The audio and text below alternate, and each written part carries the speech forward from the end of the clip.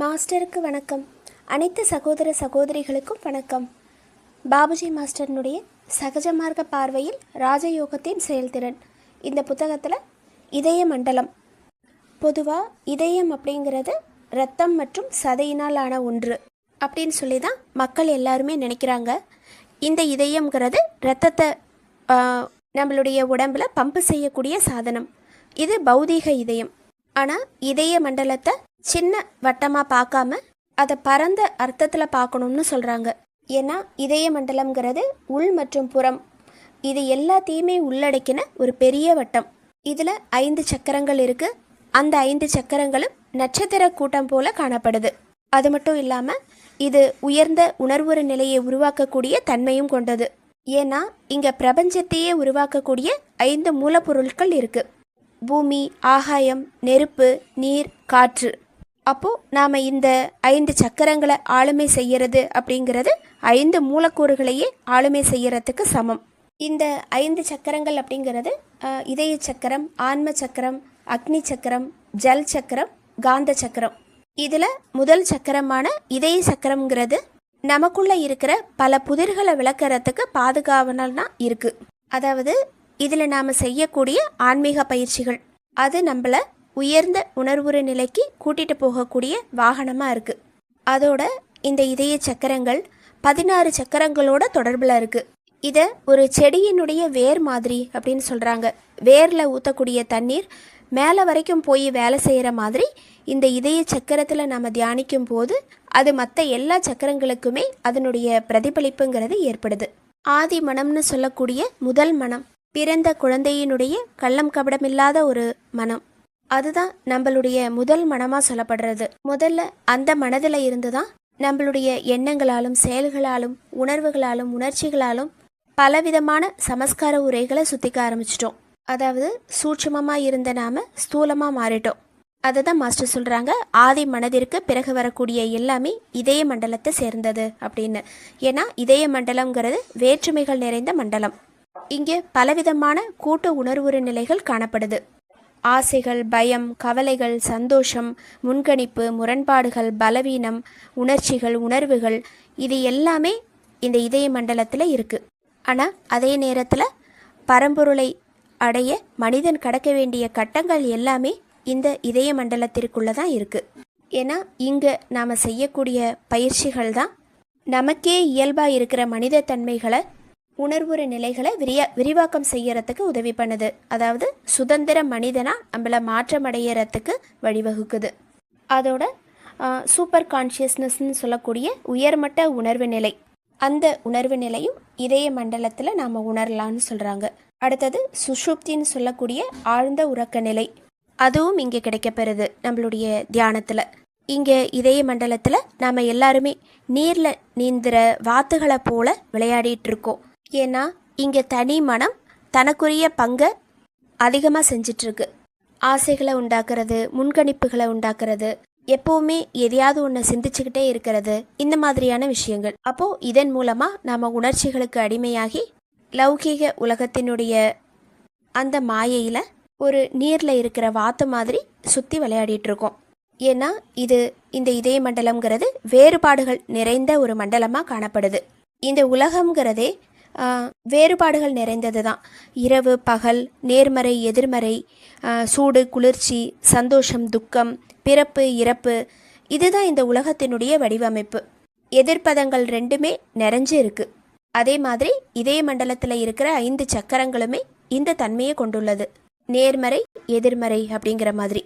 நிறைவு நிறைவற்ற தன்மை, அமைதி அமைதியற்ற தன்மை, இரக்கம் இரக்கமற்ற தன்மை, தைரியம் பயம், தெளிவு குழப்பம், இந்த மாதிரி இதய மண்டலத்தில் இருக்கிற 5 சக்கரங்கள்லையும் இந்த உணர்ச்சி சார்ந்த மனநிலைங்கிறது மாறிக்கிட்டே இருக்குது. இதுக்கெல்லாம் காரணம் நாம் சேர்த்துட்ருக்கிற சமஸ்காரங்கள். நாம் நினச்சது நடக்கும்போது ஒரு திருப்தி கிடைக்குது. அந்த திருப்திக்கான அதிர்வும் இங்கே இதய சக்கரத்தில் தான் ஏற்படுது. அதே மாதிரி நினைக்கிறது நடக்காமல் இருக்கிறது, அப்போது நமக்கு ஒரு அதிருப்தி உண்டாகுது.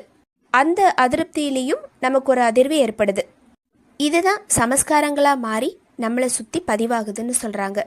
அதாவது அந்த சக்கரங்களை சுற்றி பதிவாகுது. இந்த மாதிரி அளவுக்கு அதிகமான உணர்ச்சிகள் நமக்குள்ளேந்து வெளிப்படும் போது சக்கரங்கள் பாதிப்பிற்குள்ளாகி அதன் காரணமாக மற்ற சக்கரங்களும் பாதிக்கப்பட்டு அதே நேரத்தில் நமக்குள்ளே இருக்கிற ஆற்றல்களும் பாதிப்படையுது அப்படின்னு சொல்கிறாங்க. இறைவனை அடையக்கூடிய முக்கிய நாடிங்கிறது இந்த இதய மண்டலம் தான். நாம் செய்யக்கூடிய பயிற்சிகளான தியானம், சுத்திகரிப்பு, பிரார்த்தனை, நிலையான நினைவு, இதன் மூலமாக சமஸ்காரங்களை தூய்மைப்படுத்துறதும் விருப்பு வெறுப்புகள்லேருந்து விடுபடுறதுக்கும் நமக்கு உதவி பண்ணுது. இதன் மூலமாக சக்கரங்கள் இயல்பான மிதமான ஒரு சமமான தன்மைக்கு மாற்றப்படுது. உடல் உறுப்புகளில் இதயத்தை எப்படி முக்கிய நாடி அப்படின்னு சொல்கிறோமோ, ஏன்னா இதய துடிப்பு நிற்கும் போது நம்மக்கிட்டேருந்து உயிர் பிரியுது. அதே மாதிரி இதய மண்டலத்தை இறைவனுடைய முக்கிய நாடின்னு சொல்கிறாங்க. இறைவனை அடையிறதுங்கிறது இதன் வாயிலாக தான் முடியும். இங்கே தான் நம்ம எல்லா பயிற்சிகளையுமே செஞ்சிட்ருக்கோம். இந்த இதய மண்டலத்தில் தான் இதில் வெளிப்படக்கூடிய ஒரு சப்தம். அந்த கீழ்நிலை சப்தத்தில் லயிச்சு நாரதர் தம்புராவை மீட்டிகிட்டு இருக்கிறாரு. இங்கே இந்த விஷயத்தையும் மாஸ்டர் வெளிப்படுத்தியிருக்காங்க. ஒரு அரசர் ஒருத்தர் தன்னுடைய வாழ்க்கையை ஆடம்பரமாக வாழ்ந்துட்டு இருந்த போதும் அவருக்குள்ள அமைதிங்கிறது சுத்தமாக இல்லாமல் இருந்தது. அவர் எப்பவுமே ஒரு அமைதி இல்லாமல், திருப்தி இல்லாமல் அப்படியே தவிச்சுக்கிட்டே இருந்தார். ஆனால் அவருக்கு வசதியில் எந்த குறைபாடுகளுமே இல்லை. ஒரு நாள் அவர் தன்னுடைய அரண்மனையில் அந்த ஜன்னல் வழியாக வெளியில் பார்த்துட்டு இருக்கும்போது அவர் வீட்டில் வேலை செஞ்ச ஒரு வேலைக்காரன் ரொம்ப சந்தோஷமாக பாடிக்கிட்டு சுற்றிட்டு இருந்தான். நமக்கு இவ்வளோ வசதி வாய்ப்புகள் இருந்தும் நமக்குள்ள ஒரு அமைதி இல்லை. ஆனால் அந்த வேலைக்காரங்கிட்ட எதுவுமே இல்லை. ஆனால் அவன் எப்படி இவ்வளோ சந்தோஷமாக இருக்கான் அப்படிங்கிற ஒரு எண்ணம் இவருக்குள்ளே வந்து அந்த கேள்வியை அவங்கிட்டயே போய் கேட்குறாரு. அதுக்கு அந்த வேலைக்காரன், எனக்கு சாப்பிட்றதுக்கு சாப்பாடு இருக்குது, அழகான குடும்பம் இருக்குது, போடுறதுக்கு துணி இருக்குது, எந்த எதிர்பார்ப்புகளும் என் மனசில் இல்லை, அதனால் நான் சந்தோஷமாக இருக்கேன் அப்படின்னு சொல்லி பதில் சொல்கிறான். அந்த பதிலை கேட்ட அரசருக்கு இதை பற்றி தன்னுடைய மந்திரிக்கிட்ட டிஸ்கஸ் பண்ணணும் அப்படிங்கிற ஒரு எண்ணம் வந்து மந்திரிக்கிட்ட இந்த விஷயத்தை போய் சொல்கிறாரு. அதுக்கு அந்த மந்திரி, அந்த வேலைக்காரன் இன்னும் 99 கிளப்பின் பகுதியாக ஆகலை, அதனால தான் அவன் சந்தோஷமாக இருக்கான் அப்படின்னு சொல்லி சொல்கிறாரு. உடனே அரசர், அது என்ன 99 கிளப்பு அப்படின்னு சொல்லி கேட்குறாரு. அதுக்கு அவர் சொல்கிறாரு, அதாவது நான் சொல்கிறத அப்படியே அந்த வேலைக்காரங்கிட்ட செய்க அப்படின்னு சொல்லிட்டு 99 பொற்காசுகள் ஒரு துணிப்பையில் முடிஞ்சு அவனோட வீட்டு வாசலில் போட்டுட்டு வாங்க. அதை நீங்கள் தான் கொடுக்கணும், ஆனால் நீங்கள் கொடுத்தீங்கிறத அவனுக்கு தெரியக்கூடாது, இதை மட்டும் செய்யுங்க அப்படின்னு சொல்கிறாரு. அதே மாதிரி அரசரும் ஒரு துணிப்பையில் 99 பொற்காசுகள் முடிஞ்சு அவனோட வீட்டு வாசலில் போட்டுட்டு வராரு. அந்த வேலைக்காரன் காலையில் எழுந்து வாசலை திறந்த உடனே ஒரு முடிச்சில் 99 பொற்காசுகள் இருக்குது. அதை எண்ணி பார்க்குறான். அவனுக்கு ஒரே ஆச்சரியம், மகிழ்ச்சி. இவ்வளோ பொற்காசுகளை நம்ம வீட்டு வாசலில் யார் போட்டிருக்கா அப்படின்னு சொல்லிட்டு. அப்போது அவனுக்குள்ள ஒரு எண்ணம் வந்தது, கண்டிப்பாக 99 பொற்காசுகள் அப்படின்னு சொல்லி யாருமே போட்டிருக்க மாட்டாங்க, அது 100 தான் இருந்திருக்கணும், ஒன்று இங்கே எங்கேயோ மிஸ் ஆகிருக்கு அப்படின்னு அவனுக்குள்ள அந்த எண்ணம் வந்து அதை மறுபடியும் எண்ணி பார்க்குறான். அப்போவும் 99 தான் இருக்குது. அந்த ஒன்றை தேடி அலைய ஆரம்பிக்கிறான். அது கிடைக்கல அப்படின்னோடனே அந்த 99 100 மாற்றணும் அப்படிங்கிற அந்த ஒரு எண்ணம் அவனுக்குள்ளே வர ஆரம்பிச்சிருச்சு. அதுக்காக அவன் என்ன பண்ணுறான், உழைக்க ஆரம்பிக்கிறான். அப்போது அந்த நிமிஷத்துலேருந்து அவனுடைய வாழ்க்கையே பயங்கரமாக மாறிடுச்சு. இந்த நேரத்தில் அவங்ககிட்டேருந்து எந்த பாட்டுமே வாயிலேருந்து வரல. ஏன்னா அவன் ஃபுல்லாக மாறிட்டான். இந்த மாற்றத்தை அரசர் பார்க்குறாரு. அவருக்கு இது ஒரு புதிராகவே இருந்தது. உடனே இதை போய் மந்திரிக்கிட்ட கேட்குறாரு. அப்போது மந்திரி சொல்கிறாரு, இப்போ தான் அவன் 99 கிளப்பில் அதிகாரப்பூர்வமாக சேர்ந்துட்டான் அப்படின்னு. அதாவது போதுமான அளவு நம்ம மகிழ்ச்சிக்கு தேவையான விஷயங்கள் எவ்வளோ இருந்தாலும் நாம் ஏதோ ஒன்றை தேடி ஓடிக்கிட்டே தான் இருக்கோம். நமக்குள்ள அந்த அதிருப்திங்கிறது இருந்துக்கிட்டே தான் இருக்குது. அந்த முடிவான ஒரு பொருள் எனக்கு கிடைச்சிருச்சுன்னா என்னுடைய வாழ்க்கை சந்தோஷமாக இருக்கும், அந்த ஒரு எண்ணம் நமக்குள்ளே இருக்குது எப்போவுமே. அந்த ஒன்று என்னங்கிறது நமக்கே தெரியாது, ஆனால் அதை தேடி நம்ம ஓடிக்கிட்டே தான் இருக்கோம். இதை தான் மாஸ்டர் சொல்கிறாங்க, மகிழ்ச்சிங்கிறது ஆசைகளினுடைய எண்ணிக்கையை பொறுத்து அப்படின்னு. ஆசைகளினுடைய எண்ணிக்கை அதிகமாகும் போது அதை நிறைவேற்றத்துக்காக நம்ம பாடுபடுறோம். அதன் மூலமாக நமக்கு கஷ்டங்கள் வர ஆரம்பிக்குது. அதனால தான் நமக்கு மகிழ்ச்சிங்கிறது ரொம்ப கம்மியான அளவு கிடைச்சிட்ருக்கு. மகிழ்ச்சி இஸ் ஈக்குவல் டு நிறைவேறிய ஆசைகள் டிவைடட் பை மொத்த ஆசைகள் அப்படின்னு சொல்கிறாங்க. மொத்த ஆசைகள் எத்தனை இருக்குங்கிறது நமக்கே தெரியாது. அதில் நிறைவேறின ஆசைகள் எத்தனை இருக்கோ அதை பொறுத்து தான் நம்மளுடைய மகிழ்ச்சியினுடைய வெளிப்பாடு இருக்குது. இங்கே தான் மாஸ்டர் சொல்கிறாங்க, எல்லாருமே சிந்தனை பண்ணுங்க, நமக்குள்ள ஆசைகளே இல்லாமல் இருந்தால் எப்படி இருக்கும்? இந்த ஆசைகள்ங்கிற சமன்பாடு பூஜ்ஜியம் ஆயிடுச்சுன்னா எப்படி இருக்கும்? அங்கே தான் உண்மையான மகிழ்ச்சியே ஆரம்பமாகுது. அதுக்கு அனந்தமான மகிழ்ச்சி, அனந்தமான பேரானந்தம், அதாவது அந்த இறுதி நிலை, பரம்பொருள், இறுதி இலக்கு, இறைவனோடு இரண்டரை கலக்கக்கூடிய நிலை, அதை நாம் விரும்பினோம் அப்படின்னா ஆசைகளை நம்மளால் கொஞ்சம் கொஞ்சமாக குறைக்க முடியும். கடைசியில் அந்த ஆசைகள் பூஜ்ஜியமாகும்போது நமக்கு கிடைக்கக்கூடிய திருப்தி தான் இறுதியான முடிவு அப்படின்னு சொல்கிறாங்க. பெரும்பாலான மக்கள் தங்களுடைய உடலுக்கு தான் முக்கியத்துவம் கொடுக்குறாங்க. அவங்களுடைய எண்ணம் எப்போவுமே இந்த உடலை பற்றினதாக தான் இருக்குது. இந்த உடம்பு தான் நம்மளை பாதுகாக்கும் அப்படின்னும் அதை சரியாக பராமரிக்கணும் அப்படின்னும் தான் நிறைய பேர் விரும்புகிறாங்க. அந்த உடம்பு அழிஞ்சு போகிறத யாருமே விரும்புறதில்ல. இப்போது ஏதாவது ஒரு நோய் இருக்குன்னு தெரிஞ்சால் உடனே மருத்துவரை பார்க்க போகிறாங்க. இந்த மாதிரி உடல் மீதான கவனம் தான் அவங்களுக்கு ஒரே குறிக்கோளாகவும் லட்சியமாகவும் இருக்குது. ஆரம்பத்துலேருந்தே இந்த கருத்து எல்லாருடைய மனதிலையுமே ஒரு வேரூன்றி விட்ட ஒரு நிலையில் இருக்கிறதுனால அதில் இருந்து அவங்க தங்களை விடுவிச்சுக்கிறதுக்கு விரும்பலை. தங்களுடைய எஜமானனா உடலை மட்டும்தான் நினைக்கிறாங்க. அதுக்கு சேவை பண்ணுறதுக்காக தான் எல்லா நேரத்துலையுமே பாடுபட்டுட்டு இருக்காங்க. இவங்களை பொறுத்த வரைக்கும் ஆன்மாங்கிறது ஒரு பொருட்டே கிடையாது. அது ரெண்டாவது பட்சமாக தான் இருக்குது. அப்போது ஆன்மாவை பற்றின கவலைங்கிறது, அதை பற்றி யோசிக்கிறதுக்கு நேரமே இல்லை. இதோட விளைவாக அவங்க சரீரத்தை மட்டுமே நினச்சிக்கிட்டு அதை சுற்றி ஸ்தூலமான வளையங்களை கிரியேட் பண்ணிக்கிறாங்க. சரீரங்கிறதே ஸ்தூலமான ஒன்று. அப்போ அதை பற்றியே நம்ம எப்போவுமே யோசிச்சுக்கிட்டே இருந்தோம் அப்படின்னா இன்னும் நமக்கு ஸ்தூலமான ஒரு வளையங்கள் தானே கிரியேட் ஆகும். நாம் எதை பற்றி அதிகமாக யோசிக்கிறோமோ அதனுடைய உள்நிலை தான் மனசுக்குள்ளே உருவாகுது. இந்த நிலமையில் நம்மளுடைய சிந்தனைங்கிறது எப்படி இருக்குது? சரீரத்தின் மேலேயா உள்ளே இருக்கக்கூடிய ஆன்மாவின் மேலேயா அப்படின்னு சொல்லி கேட்குறாங்க. நாம் எந்த விஷயத்துக்கு முக்கியத்துவம் கொடுத்து அதை பற்றியே யோசிச்சுட்டு இருக்கோமோ அது சம்மந்தப்பட்ட எண்ணங்கள் நமக்குள்ளே வந்துக்கிட்டே இருக்குது. ஏற்கனவே அது சம்மந்தப்பட்ட எண்ணங்கள் நம்ம மனசுக்குள்ளே இருக்கும்போது அது சம்மந்தமாக வேறு ஏதாவது ஒன்று நம்ம பார்க்குறோம் அப்படின்னா மறுபடியும் அந்த எண்ணங்களோடு அது சேருது.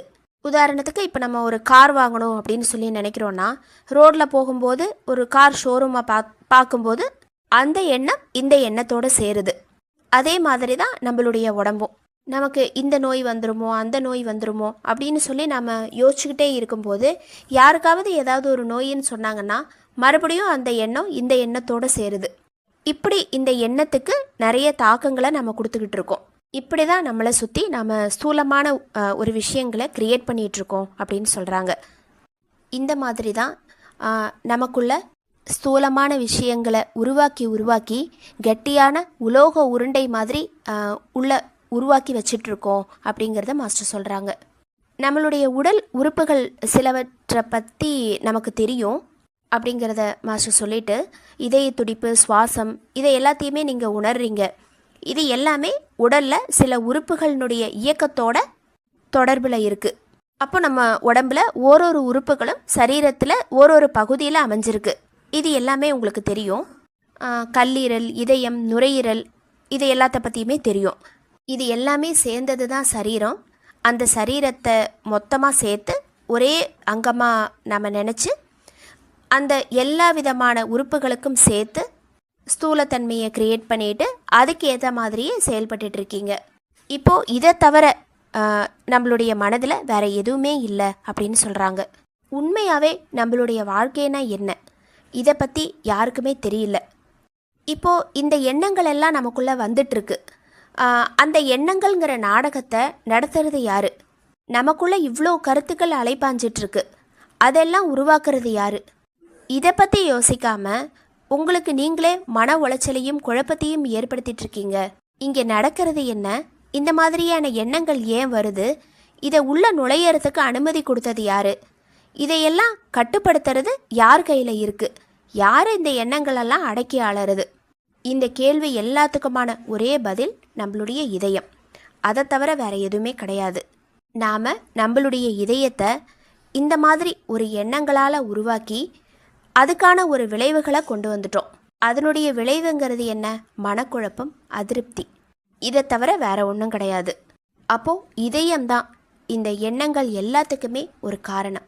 அதுதான் நம்மளுடைய செயல்கள், நம்மளுடைய நடத்தைகள், இது எல்லாத்தையுமே வழி நடத்துது. அப்போது அந்த இதயத்தை தவறான திசையில் செலுத்தும் போது அது தவறாகவும், சரியான திசையில் செலுத்தும் போது அது சரியாகவும் செயல்படுது. ஏன்னா இதயம்தான் எல்லாத்துக்குமே தலைவன், மாஸ்டர். அதுதான் எல்லாத்தையுமே கட்டுப்படுத்துது. நமக்குள்ளே இருக்கிற இதயத்தினுடைய நிலை இதுதான் அப்படின்னு சொல்கிறாங்க. இந்த இதயம்ங்கிறது பல விதத்தில் வண்ணங்களில் இயங்கிட்டுருக்கு. பரம்பொருளினுடைய முக்கிய நாடிங்கிறது இதன் வழியாக தான் செயல்பட்டுருக்கு.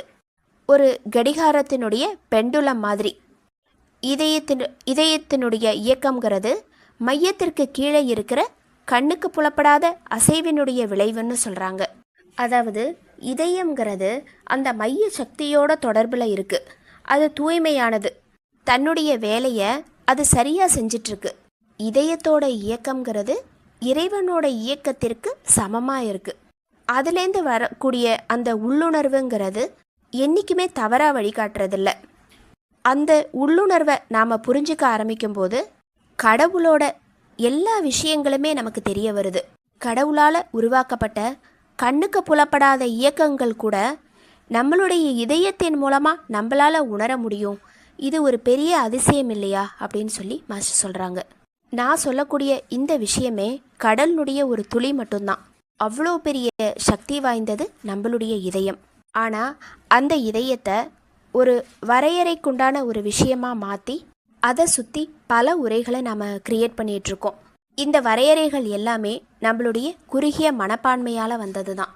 பொதுவாக நமக்கு இந்த உடல் சார்ந்த உணர்ச்சிகள் அப்படிங்கிறது அறிவியல் ஆராய்ச்சியாளர்கள் அதை பற்றி என்ன சொல்லியிருக்காங்கன்னா, அது நமக்கு 13 விதத்தில் வெளிப்படுறதா சொல்கிறாங்க. உதாரணத்துக்கு சந்தோஷம், கோபம், பயம், அருவருப்பு, அன்பு, வருத்தம், இந்த மாதிரியான பல உணர்ச்சிகள். இது எல்லாமே உடல் சம்மந்தப்பட்டது தான். இந்த உணர்ச்சிகள் எல்லாமே இதயத்திலேருந்து தான் வருது.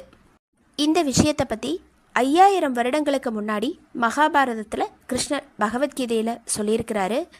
ஒரு மனிதன் எப்போதாவது புல இச்சைகளுக்கு அகப்படுறான்னா அப்போது அவனுக்குள்ள ஒரு ஈர்ப்பு அதிகமாகுது. அந்த ஈர்ப்பின் மூலமாக ஆசைகளும், உலக வாழ்க்கையினுடைய மோகங்கள், அதை பற்றின ஒரு தீராத எண்ணம், இதெல்லாம் உருவாகும்போது அவனுக்குள்ள கோபம் அதிகமாகுது. ஒரு குழப்பமான மனது, ஞாபக குறைவு, தன்னுடைய கடமைகள் எல்லாமே மறக்கப்பட்ட ஒரு நிலை, அதன் மூலமாக பகுத்தறிவை இழக்கக்கூடிய ஒரு தன்மை, இந்த மாதிரி ஒன்றொன்னா கிரியேட் ஆகி அவனுடைய வாழ்க்கையே அழிஞ்சு போகுது. அதற்கு காரணம் இதயத்தை அதை சுற்றி நாம் சேர்த்துட்ருக்கிற அந்த சமஸ்கார உரைகள் தான். நம்மளுடைய இதயத்தில் நாம் செய்கிற பயிற்சியின் மூலமாக லகுத்தன்மை வரும்போது நமக்குள்ளே ஏற்படுற அந்த பரிணாம வளர்ச்சியை உணர முடியுது. அப்போது அதுக்கு நாம் இதயத்தை கூர்ந்து கவனிக்கணும் அப்படின்னு சொல்கிறாங்க. இதயம்தான் சொல்லுது அப்படிங்கிறத நாம் எப்படி கண்டுபிடிக்கிறது? வாழ்க்கைங்கிறது எப்படி இயல்பான ஒன்றோ அதே மாதிரி இதயமும் இயல்பானது. ஒரு குறிப்பிட்ட உணர்வை நாம் திணிக்கிறோமா அப்படிங்கிறத ரொம்ப எளிதாக கண்டுபிடிக்கலாம். இப்போ உதாரணத்துக்கு ஒரு பொய் சொல்லும்போது ஒரு விதமான அசௌகரியம், பயம், இது எல்லாமே நமக்குள்ளே தோணுது. அப்போது அந்த அசௌகரியமான மனநிலைங்கிறது நமக்குள்ள ஒரு குரல் கேட்குது அப்படிங்கிறத தான் நமக்கு சுட்டி காமிக்குது. அந்த உள்ளேந்து கேட்கக்கூடிய குரல் நாம் செய்யக்கூடிய தவறை சுட்டி காமிக்குது இந்த அசௌகரியமான மனநிலை மூலமாக. அப்போது நாம் அதை கேட்டு அதன்படி நடக்கணும். அப்படி நாம் நடக்க தவறுறோம் அப்படின்னும் போது தான் ஆன்மாவினுடைய பரிணாம வளர்ச்சியும் தடைப்படுது. இதயத்தினுடைய வழிகாட்டுதலை கடைப்பிடிக்கும் போது அதோடு நமக்கு ஒரு ஒத்திசைவு ஏற்படுது அப்படிங்கிறத மாஸ்டர் சொல்கிறாங்க. சார்ஜி மாஸ்டர்கிட்ட ஒரு அபியாசி கேள்வி கேட்குறாரு. நமக்கு உள்ளேருந்து வரக்கூடிய குரல் இதயத்திலேருந்து வருதா, மூளையிலேருந்து வருதா, இதை எப்படி நாம் வேறுபடுத்தி பார்க்கறது அப்படின்னு சொல்லிட்டு. அதுக்கு சார்ஜி மாஸ்டர் சொல்கிற பதில், முதல்ல நமக்கு வரக்கூடிய எண்ணம்ங்கிறது நம்மளுடைய இதயத்திலேருந்து தான் வருது. அதுக்கு அடுத்தது தொடர்ந்து வர்றது எல்லாமே நம்மளுடைய மூளையிலேருந்து வருது அப்படின்னு சொல்கிறாங்க. சொல்லிவிட்டு அதுக்கான விளக்கத்தையும் கொடுக்குறாங்க. அதாவது எந்த எண்ணம் முதல்ல நமக்குள்ளேருந்து வருதோ அது இதயத்தினுடைய குரல். அதுக்கப்புறமா அந்த குரலை நாம் ஆராய்ச்சி பண்ணுறோம். இது சரியா தவறா இந்த மாதிரி இப்படி நாம் ஆராய்ச்சி பண்ணுறதின் மூலமாக நம்மளை நாமளே குழப்பிக்கிறோம். இந்த ஆராய்தல் அப்படிங்கிற அந்த மனநிலை மூலமாக தான் நமக்கு குழப்பங்கிறது ஏற்படுது. இதயம்ங்கிறது ஒரு படம் பிடிக்கக்கூடிய கருவி. ஒரு முறைக்கு அது படம் பிடிச்சிருச்சு, அதாவது வீடியோ கேமரா மாதிரின்னு சொல்கிறாங்க. ஒரு முறை அது படம் பிடிச்சிருச்சு அப்படின்னா அவ்வளோதான், அதில் எந்த மாற்றமுமே கிடையாது. ஆனால் மூளை என்ன பண்ணுது? அதை ஃபோட்டோஷாப் பண்ணுது. இந்த எடுத்த படத்தை எப்படி மாற்றி அமைக்க முடியும் அப்படிங்கிறத பற்றி மூளை யோசிக்குது. அதாவது இதயத்தில் ஏற்பட்ட அந்த உணர்வுகளை என்னால் மாற்ற முடியும்னு மூளை சொல்லுது. அந்த மாதிரி மூளையின் மூலமாக அந்த மாறுபட்ட விதத்தில் கருத்துக்கள் வெளிவர ஆரம்பிக்குது. இப்படி தான் நம்மளுடைய அன்றாட வாழ்க்கையில் செயல்பாடுகள் நடந்துட்டுருக்கு. இதயம்ங்கிறது நாம் சாதாரணமாக சுவாசிக்கிற மாதிரி. இப்போது நம்ம சாதாரணமாக சுவாசிக்கும் போது அதை நாம் சரியாக கவனிக்கிறதில்ல. அந்த மூச்சில் தான் நம்ம உயிர் வாழ்ந்துட்டுருக்கோம். அதை பற்றி நமக்கு எந்த சந்தேகமுமே இல்லை. இப்போ நம்ம உடம்புல ஏதாவது ஒரு ஆஸ்மா சம்மந்தப்பட்ட குறைபாடுகள் இருக்குது அப்படின்னா அப்போ தான் நம்மளால் சுவாசிக்க முடியாமல் போகுது, அந்த மூச்சு பாதிக்கப்படுது. அப்போ தான் நாம் அந்த மூச்சையே கவனிக்கிறோம். அப்போது நமக்குள்ள குறைபாடு இருக்கும்போது தான் நம்மளுடைய கவனம் அதை நோக்கி திசை திரும்புது. இந்த மாதிரி தான் இதயத்தினுடைய செயல்பாடும். இயல்பாக ஒரு விஷயத்தை நம்ம செஞ்சுக்கிட்டே இருக்கும்போது நமக்குள்ள எந்த பதட்டமோ பயமோ குழப்பங்களோ உருவாகிறதில்ல. ஏன்னா இதயம் நமக்கு சரியாக செயல்பட்டு இருக்கு. தவறாக ஒரு விஷயத்தை செஞ்சு அதில் முடிவெடுத்து செயல்படுத்தும் போது நமக்குள்ள இந்த உணர்ச்சி சார்ந்த மனநிலைகள் ஏற்படுது.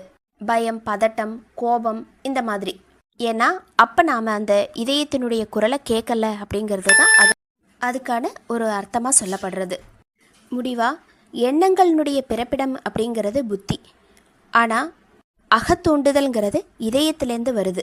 அந்த அகத்தூண்டுதல்ங்கிறது தான் உறுதியான உணர்வு. அதை தான் இதயம் பேசுகிறது அப்படின்னு சொல்கிறாங்க. அப்போது இதயத்தினுடைய உள்ளுணர்வை நாம் உணர ஆரம்பிக்கும்போது இந்த பிரபஞ்சத்தில் இருக்கிற எல்லாத்த பற்றின விஷயங்களுமே நமக்கு தெரிய வரும். அப்படி தெரிய வரும்போது, அதாவது அதை எல்லாத்தோடையும் நமக்கு ஒரு கனெக்டிவிட்டி ஏற்படும் போது அதற்கு கீழே இருக்கிற விஷயங்களை பற்றின, அதாவது இந்த உடல் சம்பந்தப்பட்ட விஷயங்கள் இந்த மாதிரி இது எல்லாத்து மேலே இருக்கிற பற்றுதல்களும் நமக்கு தானாகவே குறையுது அப்படிங்கிறத சொல்கிறாங்க. ஒரு சின்ன கதை. ஒரு சன்னியாசி ஒருத்தர் ஆத்தங்கரைக்கு தண்ணி குடிக்க வராரு. அங்கே தண்ணி குடிச்சிட்டு அந்த ஆத்தங்கரை மணலில் ஒரு சின்ன கல்லை எடுத்து தன்னுடைய தலைக்கு வச்சுக்கிட்டு அவர் அப்படியே தூங்கிடுறாரு. அப்போது அந்த நேரத்தில் ஆத்தங்கரையில் தண்ணி பிடிக்கிறதுக்கு நிறைய பெண்கள் வராங்க. அப்போ வரும்போது அந்த சன்னியாசியை பார்த்துட்டு ஒரு பெண் சொல்கிறாங்க, இவர் சன்னியாசி ஆகிட்டார், இருந்தாலும் அவருடைய தலைக்கு தலகாணியாக வச்சுக்கிறதுக்கு ஒரு கல் தேவைப்படுது அப்படின்னு சொல்லிட்டு. அதாவது ஒரு கல்லாக இருந்தாலும் அது தலகாணியோடைய வேலையை இந்த சன்னியாசிக்கு அது செஞ்சிட்ருக்கு அப்படின்னு அந்த பெண் சொல்கிறாங்க. அவங்க சொன்னதை சன்னியாசி கேட்டுடுறாரு. கேட்டுட்டு அந்த கல்லை தூக்கி போட்டுடுறாரு. உடனே அதை பார்த்துட்டு இன்னொரு பெண் சொல்கிறாங்க, இவர் சன்னியாசி ஆயிட்டாலும் இவருக்குள்ளே இருக்கிற அந்த கோபம் இன்னும் போகலை அப்படின்னு சொல்லிட்டு. இந்த மாதிரி ஒரு பெண்களாக ஏதாவது ஒன்று பேசிக்கிட்டே இருக்காங்க. அப்போது ஒரு பெண் வந்து அந்த சன்னியாசிக்கிட்ட போயிட்டு சொல்கிறாங்க, இங்கே ஆத்தங்கரை இது, இங்கே நிறைய பெண்கள் வருவாங்க, இந்த மாதிரி தான் ஏதாவது ஒன்று பேசிக்கிட்டே இருப்பாங்க. இதிலெல்லாம் நீங்கள் கவனம் செலுத்தி உங்களோட செயல்களை நீங்கள் மாற்றிக்கிட்டே இருந்தீங்கன்னா நீங்கள் எப்போ உங்களுடைய ஆன்மீக பயிற்சியில் ஈடுபடுவீங்க அப்படின்னு சொல்லி கேட்குறாங்க. அப்படி சொல்லிவிட்டு அந்த பெண் மறுபடியும் சொல்கிறாங்க, நாங்கள் எல்லாருமே நினைக்கிறோம் நீங்கள் வந்துட்டு சன்னியாசியாக இருக்கிறதுனால எல்லாத்தையுமே விட்டுட்டீங்க அப்படின்னு சொல்லி. ஆனால் நீங்கள் இன்னும் உங்கள் மனதை விடலை, அந்த உணர்ச்சிகளில் இன்னும் நீங்கள் கட்டுண்டு தான் இருக்கீங்க அப்படின்னு சொல்லிட்டு. பொதுவாக இந்த உலகங்கிறது இப்போ நம்ம மேலே பார்த்துட்டு நடக்கிறோம் அப்படின்னா, மேலே பார்த்துட்டு நிமிர்ந்து நடக்கிறான் பாரு, இவனுக்கு நிறைய ஆணவம் இருக்குது அப்படின்னு சொல்லுவாங்க. அதே மாதிரி கீழே பார்த்து நடந்தால் இவன் யாரையுமே கண்டுக்க மாட்டான், கீழே பார்த்துட்டு நடக்கிறான் அப்படின்னு சொல்லுவாங்க. சரி, சுற்றி முற்றி பார்த்துட்டு நடக்கலாம் அப்படின்னு சொல்லி நடந்தால் இவனுக்குள்ள ஒரு மனம் குவிப்பு இல்லை, எப்போவுமே ஒரு பல விஷயங்களில் இவன் கவனம் செலுத்திக்கிட்டே இருக்கான் அப்படின்னு சொல்லுவாங்க. கடவுளை சம்மதிக்க வைக்கிறது கூட ஈஸி தான், இந்த உலகத்தோட அவங்கள சம்மதிக்க வைக்கிறது ரொம்ப கஷ்டம். எல்லா பக்கத்துலேருந்தும் ஒரு தோல்வி கிடச்சிருச்சு, நாம் அழுதுட்ருக்கோம் அப்படின்னா இந்த உலகம் அப்பவும் சொல்லும், இது உன்னுடைய கர்மா, இது உன்னுடைய விதி, இதனுடைய விளைவுகளை நீ எதிர்நோக்கி தான் ஆகணும் அப்படின்னு சொல்லிட்டு. அதனால் எதையுமே யாரையுமே திருப்திப்படுத்தவே முடியாது அப்படின்னு சொல்லிட்டு தாஜி மாஸ்டர் சொல்கிறாங்க. நீங்கள் உங்களுடைய இதயத்தின் மேலே கவனம் செலுத்துங்க, அது உங்களோட பேசும். நீங்கள் எந்த அளவுக்கு உங்கள் இதயத்தோடு பேசுகிறீங்களோ அந்த அளவுக்கு அது நமக்கு சரியான வழியை காமிக்குது. அந்த இதயத்தினுடைய வழிகாட்டுதலை தொடர்ந்து கடைபிடிக்கும் போது நம்ம வாழ்க்கையை எங்கே கொண்டு போகணுமோ அந்த முக்கியமான பணியை இதயம் நமக்கு செய்யுது அப்படிங்கிறத சொல்கிறாங்க. மாஸ்டருக்கு நன்றி. அனைத்து சகோதர சகோதரிகளுக்கும் நன்றி.